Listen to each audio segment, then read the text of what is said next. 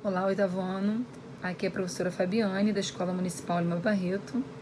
Nós estamos hoje com mais um material complementar de ciências, na semana do dia 8/6. Esse material ele vai falar sobre clima, tempo, meteorologia e algumas adaptações animais.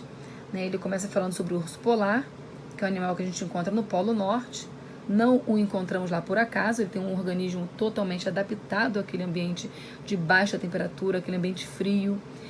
O urso polar ele tem uma pele espessa, uma pele grossa, que seria muito difícil sobreviver em ambientes de clima tropical ou de clima quente, por exemplo. Essa pele dele está adaptada àquele ambiente frio, é uma pele escura e densa. Ela ajuda a isolar a temperatura externa da interna.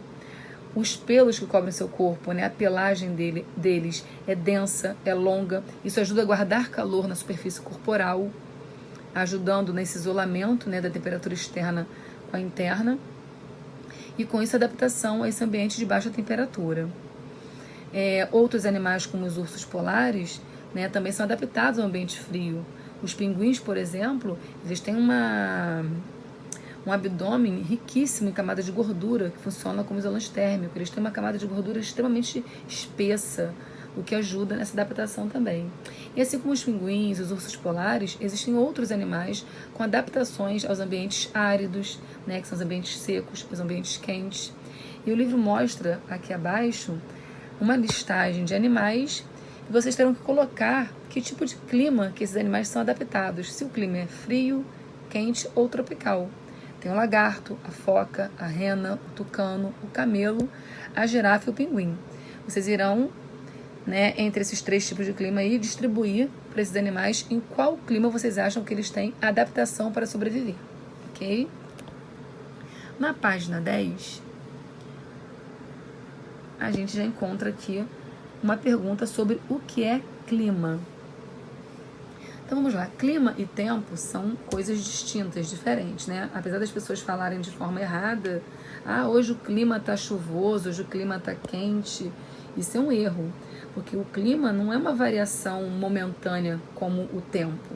O tempo sim, o tempo é uma variação momentânea, das condições atmosféricas que a gente tem de uma hora para outra. Pode estar chovendo agora, fazer sol daqui a pouco, está quente, está frio. Essa variação chamamos de tempo. O clima não. O clima você tem que ter um conjunto de observações dessas variações num longo período de tempo para depois você avaliar como é o clima daquele local. Tá bom? Então, qual seria a diferença entre clima e tempo? A diferença vai estar na escala temporal de cada um deles. O tempo vai ser um estado momentâneo da atmosfera em um local específico. E o clima é a média de variações do tempo em um longo período. Você vai pegar um ano, por exemplo, estudar um lugar. Quantas vezes naquele ano choveu? Quantas vezes fizeram dias quentes? Em qual época do ano chove mais? Qual época chove menos? E ao longo de alguns anos, você vai fazendo esse estudo para você entender o clima daquela região. Aí sim. O tempo ele pode variar em qualquer instante, enquanto o clima são padrões que costumam se repetir. Por exemplo, quando dizemos que está chovendo agora em São Paulo, a gente está se referindo ao tempo. Mas se dissermos que em São Paulo sempre chove nos meses de janeiro, nós estaremos o quê? Nos referindo ao clima, ok? Então essa é a diferença de clima e tempo. Tem um exercício para vocês fazerem aqui. Quais são os tipos de clima encontrados no planeta? O exercício número 22, vocês irão ver quais são os tipos dele, e citar, é só colocar o nome na verdade, Tem o clima equatorial, tropical, entre outros. Então pesquisem lá no livro de vocês, os tipos de clima e só citem esses tipos aí. Embaixo tem a definição de clima, que a gente já falou, e aí mudamos de página.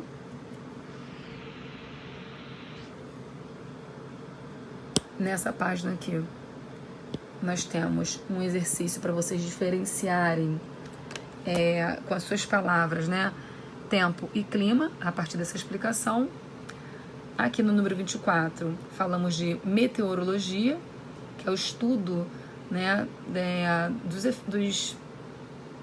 dos efeitos atmosféricos, dos efeitos naturais, chuva, se o dia vai estar quente, se vem frente fria, frente quente, enfim. Na meteorologia, a gente colhe várias informações com vários aparelhos usados para isso, aparelhos que verificam a velocidade do vento, a umidade do ar, a quantidade de chuva, e a reunião desses resultados vai nos dar uma previsão do tempo. É isso que a meteorologia faz. Ela vai estudar vários fatores, vai coletar vários dados para nos dar uma previsão do tempo. E a previsão do tempo ela vai muito além do que vai chover amanhã, não vai chover, vai muito além disso. Não é só para matar uma curiosidade se o tempo vai ficar bom ou ruim.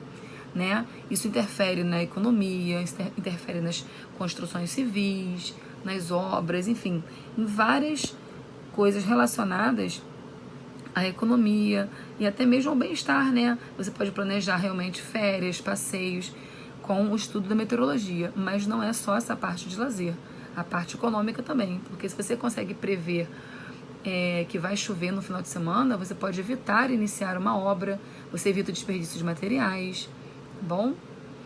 Então, para a gente ter a previsão, a gente precisa coletar vários dados com o estudo da meteorologia. O profissional que faz isso é o meteorologista, tá bom? Ele vai verificar a velocidade do vento com um aparelho chamado anemômetro. Ele vai verificar a direção do vento. Existe a biruta, que é muito utilizada em aeroportos para a gente ver a direção do vento. Os termômetros para verificar a temperatura. Aparelhos que verificam a umidade do ar.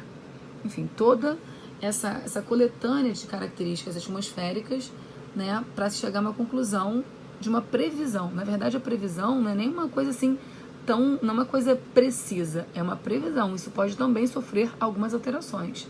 Lógico que, né, com a tecnologia hoje em dia, a variedade de aparelhos que se tem, a margem de erro diminuiu, mas ainda assim podem haver modificações numa previsão, tá bom? Já que trata-se de fenômenos naturais, então nem tudo o homem pode intervir, tá legal? Então é isso, gente. Na última página tem uma pesquisa para vocês fazerem, que é assim, olha, como o aquecimento global e as mudanças no clima podem resultar em uma extinção de espécies de animais. Vocês têm que lembrar que aquecimento global ele é provocado pela intensificação do efeito estufa, que é aquela capacidade que o planeta tem de guardar calor. E como o homem, nos seus processos industriais, ele libera muitos gases poluentes, então com a industrialização, muitos gases poluentes vão para a atmosfera e intensificam o efeito estufa. Eles formam uma camada espessa lá, impedindo que o calor do Sol reflita, que ele saia da atmosfera, ele fica aprisionado aqui.